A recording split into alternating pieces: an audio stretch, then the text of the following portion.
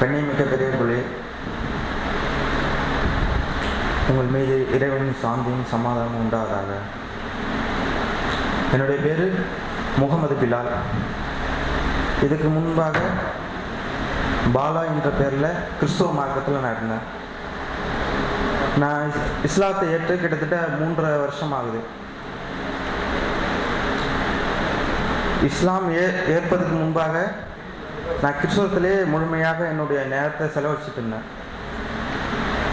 என்னுடைய கடந்த வாழ்க்கை எப்படி இருக்கும்னா, இஸ்லாம் வர்றதுக்கு முன்பு ஸ்கூல் படித்து முடிச்சுட்டு காலேஜ் போனேன்.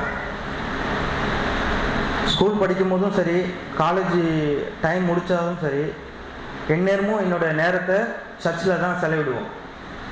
எப்படின்னா, சண்டே சர்வீஸ்னால் நான் வந்து ஃப்ரைடே நைட்டே போய்டுவோம். அங்கே போயிட்டு சர்ச்சில் உள்ள வேலையை பார்க்குறது, அங்கே உள்ள பாஸ்டர் இருக்காங்கள அவங்களுக்கு பணிவிடை செய்கிறது, இது மாதிரி வேலையில் என்னோடய நேரத்தை செலவிடுப்பேன். அது ஒரு பெருமையாகவும் கருதுவோம். அப்படி தான் என்னோடய கடந்த கால நிலைமை அப்படி இருந்தது. அப்படி இருக்கும்போது கிறிஸ்துவத்திலே அதிகமான ஈடுபாடு இருந்தது எனக்கு முழுமையாக. சர்ச்சில் வந்து கிட்டார் வாசிக்கிறது, ட்ரம்ஸ் வாசிக்கிறது, இது மாதிரி இன்ஸ்ட்ருமெண்ட்டில் என்னோடய நேரத்தை செலவிடுவோம். அதுக்காக கிளாஸஸ் கூட அட்டன் பண்ணேன். அதாவது காலேஜ் நேரம் போக ஈவினிங் டைமில் போய்ட்டு கிளாஸ் அட்டன் பண்ணுவோம். அதில் முழுமையாக நான் கிட்டாரில் தான் அதிகமாக யூஸ் பண்ணுவோம். கிட்டார் வாசிச்சுட்டு இருந்தேன். இஸ்லாம் கிடச்சதுக்கப்புறம் அது நான் ஹராம்னு தெரிஞ்சு அதை முழுமையாக அதை ஓலெக்ஸில் போட்டு செகண்ட்ஸில் போட்டு விற்றுட்டேன். ஏன்னா அது இஸ்லாம் சொல்லுது, இசைக்கருவி வாசிக்கக்கூடாது, இசைக்கருவி தடுக்கப்பட்டது. அப்படி இருக்கும்போது இது நமக்கு தேவையில்லாத ஒரு விஷயம்ட்டு நான் வந்து வாங்கின ரேட்டை விட கம்மியாகவே தள்ளி விட்டேன். ஏன்னா முழுமையாக வந்து தடை செய்யப்பட்டது இசை. அதனால் அதில் அவாய்ட் பண்ணிட்டேன். அப்படியாக என்னுடைய கடந்த கால வாழ்க்கை வந்து இப்படி கிறிஸ்துவத்திலேயே முழுமையாக இருந்தது. அதுலேருந்து அப்படியே காலேஜ் முடிச்சுட்டு வேலைக்கு வந்தேன். சென்னையை நோக்கி வரும்போது இங்கே படப்பைங்கிற இடத்துல தான் நான் என்னோடய ஒர்க்கிங் பிளேஸ் இருந்தால நான் அங்கே என்னோடய நேரத்தை அங்கே செலவழித்தேன். அதுக்கப்புறம் அப்படி இருந்தால் கூட லீவ் கிடைக்கிற நேரத்தில் நான் வீட்டுக்கு போயிட்டு சர்ச்சில் வந்து நியூ இயரு, கிறிஸ்மஸ் இது மாதிரி விஷயத்தில் என்ன முழுமையாக வந்து அதை அந்த 5 நாளும் லீவ் போட்டு நான் அதிலே இருந்துட்டு நான் வருவேன். இப்படி தான் என்னுடைய வாழ்க்கை அப்படி இருந்தது. எனக்கு ரொம்ப வந்து ஈசா அலைஹிஸ்ஸலாத்தை ரொம்ப பிடிக்கும். அப்போது இப்போ தெரியுது அவங்க நபி அப்படின்ட்டு. அப்போ வந்து அவரை கடவுளாக எடுத்துட்டேன். அப்படி இருக்கும்போது நான் இப்போ படப்பையில் தங்கியிருக்க இடத்துல அங்கே பள்ளிவாசல் சைடில் ஒரு வீடு இருக்கும். அந்த வீட்டில் உள்ள சகோதரர்கள் வந்து என்கிட்ட இஸ்லாம் பற்றின சில விஷயங்களை எடுத்து கொடுத்தாங்க. அப்படி எடுத்து என்கிட்ட சொல்லும் போது எனக்கு சில கொஞ்சம் சந்தேகங்கள் அதிகமாக எழும்புந்தால நான் 2019 இது குறித்து எனக்கு கொஞ்சம் தெளிவு அதாவது தெரிஞ்சுக்கணும்னு ஆசை வந்தது. அப்படி ஆசை வரும்போது தான் ஒரு சகோதரர்கள் கொண்டு போயிட்டு இன்னொரு ட்ரஸ்ட்டில் ஒரு சகோதரர் மூலமாக இவங்கள போய் பேசுங்க அப்படின்னு அணுகுங்க அப்படின்ட்டு ரிஃபர் பண்ணி ஒரு சகோதரரை கூப்பிட்டு பேசினாங்க. அவங்க பேசும்போது இஸ்லாம் பற்றின ஒரு புரிதல் உங்களுக்கு இன்னும் தெரிஞ்சுக்கணுன்னா வாங்க, நான் சொல்கிற இடத்துக்கு வாங்க அப்படின்றா நமக்கு கொஞ்சம் கைட்லைன்ஸ் பண்ணாங்க. அப்படியாக தெரிஞ்சுக்கலான்னும் போது கொஞ்சம் டவுட்லேயே இருந்தேன். கிளியராக வந்து இதுக்குள்ளே வரவேணாம், ஃபஸ்ட்டு நல்லா ஒரு விஷயம் செய்யறதுக்கு முன்னாடி நம்ம அது கிளாரிட்டி இல்லாமல் அதில் இறங்கக்கூடாதுன்றதால நான் 3 வருஷம் தள்ளி போட்டேன். இது 2019 22 வரைக்கும். அதுக்கப்புறம் மே மாதத்துக்கு மேலே தான் என்னை முழுமையாக அர்ப்பணித்து தான் இந்த இஸ்லாம்ங்கிற மார்க்கம் தான் தெளிவான மார்க்கம். அதாவது ஆதம் அலைஹிஸ்ஸலாத்துலேருந்து இஸ்லாம் தான் சொன்னது. இயேசு கிறிஸ்து இஸ்லாம் தான் போதித்தார்.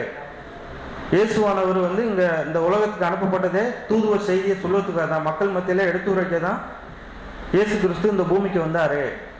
அவர் வந்து ஒரு பவர்ஃபுல்லான இறை தூதர் அப்படிங்கிறத நான் தெளிவாக புரிஞ்சுக்கிட்டு தான். ஏன்னா அவர் பைபிளில் சொல்லப்பட்ட வாசகங்கள் என்ன இருக்குன்னா, அவர் வந்து பசிச்சிருந்தார். இறைவன் எப்படி பசிப்பாங்க, பசிச்சிருந்தார். அவரை வந்து சர்ப்பம் வந்து வஞ்சித்தாரு. அவர் வந்து ரொம்ப நீ வந்து நீ தேவனுடைய குமாரானா, நீ வந்து இந்த அப்பத்தை எடுத்து சாப்பிட்டுக்க, உன்னோட பசியை போக்கிக்க அப்படின்னு சொல்லி சர்ப்பம் வந்து அவரை வஞ்சிக்கும் அவர் பாஸ்டிங்கில் இருக்கும்போது. அப்போ இறைவனை எப்படி வஞ்சிக்க முடியும்? அதேமாரி இறைவன் வந்து சிலுவையில் அறையப்பட்டதுன்ட்டு கிறிஸ்துவ மார்க்கம் போதிக்குது. ஒரு இறைவனை எப்படி சிலுவையில் அறைய முடியும்? அதேமாரி ஒவ்வொரு விஷயத்திலையும் அவங்க செய்கிற நன்மை காரியங்கள் எல்லாத்திலையும் இறைவனுடைய கரத்தை கொண்டு தான் நான் செய்கிறேன், என்னால் எதுவும் நான் செய்யலை அப்படின்னு இயேசு கிறிஸ்து அவங்க நிலையில் எடுத்து சொல்கிறாங்க. அப்படி இருக்கும்போது அவங்க இறைவனாக இருக்க முடியாது, அவங்க ஒரு இறை தூதர் அப்படிங்கிறத புரிஞ்சுக்கிட்டு முழுமையாக என்னை தன்னை ஒப்பு கொடுத்து தான் நான் இந்த மார்க்கத்தை உள்ளே வந்தேன். இது கடந்த கால வாழ்க்கை, அதுக்கப்புறம் இப்போ உள்ள நிகழ்கால வாழ்க்கை இது. அதுக்கப்புறம் இஸ்லாம் எனக்கு கிடைச்சிது. இந்த மார்க்கத்தில் உள்ள நன்மையான விஷயங்கள் ஏகப்பட்ட விஷயங்கள் இருக்குது. ஏன்னா இந்த மார்க்கத்தில் நான் பெருமையாக சொல்லலாம்னா, நம்ம ஒரு முஸ்லீமாக இருக்கிறதே, நம்ம வாழ்த்தே நமக்கு கொடுத்த அருக்குடைன்னு தான் சொல்லலாம். நம்ம படித்தது ஒரு பெரிய விஷயம் கிடையாது. நம்ம வந்து நம்மளுடைய ஆஸ்தி நம்ம வச்சிருக்கிற காரு, நம்முடைய எல்லாமே வேஸ்ட்டு, அது எதுவுமே பிரயோஜனம் இல்லாத ஒரு விஷயம். ஆனால் நம்ம ஒரு மும்மீனான வாழ்க்கை, ஒரு முஸ்லீமாக இருக்கிறது நம்மளுக்கு கொடுத்ததே ஆகப்பெரிய நேமத்து. அப்படி தான் நான் நினைக்கிறேன். ஏன்னா பிறக்கும்போது எல்லாரும் முஸ்லீமாக தான் பிறக்கிறோம். அது குர்ஆனுடைய கோட்பாடு படி இந்த பூமியில் எல்லாம் அவதரிக்கிறாங்கன்னா இறைவனுடைய இறைவனுடைய பொருத்தம் இல்லாமல் இங்கே பிறக்க முடியாது. அப்படியா இருக்கும்போது பிறக்கும்போது அவங்களும் முஸ்லீமாக தான் பிறக்கிறாங்க. அவங்களுடைய மூதாதையர்கள் எந்தெந்த மார்க்கத்தில் இருக்காங்களோ, எந்தெந்த சமயத்தில் இருக்காங்களோ அதை நோக்கி போகிறாங்க. என்னுடைய தாய் தகப்பன் வந்து கிறிஸ்தவத்தில் இருந்தாங்க, அதனால் அதை நோக்கி நான் போனேன். அது சரியான மார்க்கம் இல்லை, அதை சொல்ல வந்தது இஸ்லாம் தான்ங்கிறத புரிஞ்சுக்கிட்டு தான் திரும்ப நான் இங்கே வந்தேன். அப்படியாக இந்த மார்க்கத்துக்கு உள்ள என்னை இணைச்சதுக்கு அப்புறம் என் வாழ்க்கையில் எவ்வளோ பெரிய சோதனைகளை என் வீட்டு சைட்லேருந்து கிடச்சிது. ஆனாலும் அவங்க ஒரு சில விஷயங்கள் நான் சொல்லி புரிய வைக்கும் போது அவங்க புரிஞ்சுக்கிட்டாங்க. அல்ஹம்துலில்லாஹ், அல்லாஹ்வோட கிருபையில் எந்த ஒரு பிரச்சனையும் இல்லாமல் அல்லாஹ்வோட மாபெரும் கிருபையில் நான் வாழ்ந்து கொண்டு இருக்கிறேன். இது அல்லாஹ் பெரிய கொடுத்த நேமத்தான் நினைக்கிறேன். அப்படியாக திருமண வாழ்க்கை, அல்லாஹ் ஒரு நல்ல திருமண வாழ்க்கையை ஏற்படுத்தி கொடுத்தான். எப்படின்னா, இப்போ சொல்கிற வெளியில் சொல்கிற விஷயங்கள் என்னன்னா, நீ இந்த மார்க்கத்தில் போயிட்டா உனக்கு பொண்ணு தருவாங்களா அப்படின்னு முஸ்லீம்களே சொல்லுவாங்க. நம்ம லா இலாஹ முஹம்மது ரசூலுல்லாஹ்ன்ற ஒரு திருக்கலிமா ஏற்றுக்கொண்டாலே அவன் முஸ்லீமு. அப்புறம் பிறப்பின் அடிப்படையில் உயர் தாழ்வு கற்பிக்குது வேறு மார்க்கத்தில் தான் அப்படி இன்னமும் இருக்குது, நடைமுறையில் தான் இருக்குது. பிறப்பால் எவனும் உயர்ந்தவன் தாழ்ந்தவன் கிடையாது, எல்லாம் சமம் இங்கே போதிக்கிட்டு தான் இஸ்லாம். அதனால தான் இந்த மார்க்கத்தை நோக்கி வந்துட்டு இருக்கோம். அப்படியே இருக்கும்போது நீ மார்க்கத்தில் போயிட்ட உனக்கு பொண்ணு தருவாங்களா அப்படின்னு ஏகப்பட்ட விஷயங்களை எங்கள் வீட்டிலே சொன்னாங்க. ஆனால் அதெல்லாம் பொருட்படுத்தலை. அதெல்லாம் பொருட்படுத்தாமல் நான் ஒரு நேயத்தில் இருந்தால்தான் அல்லாஹ்வோட கிருபையில் ஒரு நல்ல திருமண வாழ்க்கை சகோதரர்கள் மூலமாக அல்லாஹ்வுடைய மாபெரும் கிருபையில் எனக்கு வாழ்க்கை அமைஞ்சது. இப்போ 2 வருடம் ஆகுது நான் திருமணம் ஆகி. என்னோட வாழ்க்கையில் எவ்வளோ சோதனைகள் வந்தாலும் எல்லா நிலையிலும் நான் இந்த மார்க்கத்தில் உறுதியாக இருக்கணுங்கிறத நான் ஒரு உறுதியோடய நான் இருக்கிறேன். ஏன்னா இப்போ இந்த மார்க்கம் கிடைச்சிட்டு நமக்கு ஒரு விஷயம் கிடைக்கிது, இல்லை ஒரு விஷயம் கிடைக்கலங்கிறதால இந்த மார்க்கத்தை உதறி விட்டு போகிறது அது சரியான ஒரு மும்மினுக்கான தன்மை இல்லை. அதனால் எந்த நிலையிலும் வாழ்ந்தாலும் மரித்தாலும் எல்லா நிலையிலும் இந்த மார்க்கத்திலே உயர்ந்து நிற்கணும், இந்த மார்க்கத்தில் நிலைத்திருக்கணுங்கிறத நான் உறுதியாக பற்றி கொண்டு தான் இந்த மார்க்கத்தில் பயணிக்கிறேன். அல்ஹம்துலில்லாஹ், அல்லாஹ்வுடைய மாபெரும் கிருபையில் எனக்கு ஒர்க் செய்கிற இடத்துலையும் இப்போ சரியான முறையில் அணுகுமுறை இருக்குது. போஸ்டிங் கூட கொடுக்குறாங்க அல்லாஹ்வுடைய கிருபையில். இதில் எல்லாமே அல்லாஹ்வுடைய நேமத்தால் கிடைக்குது.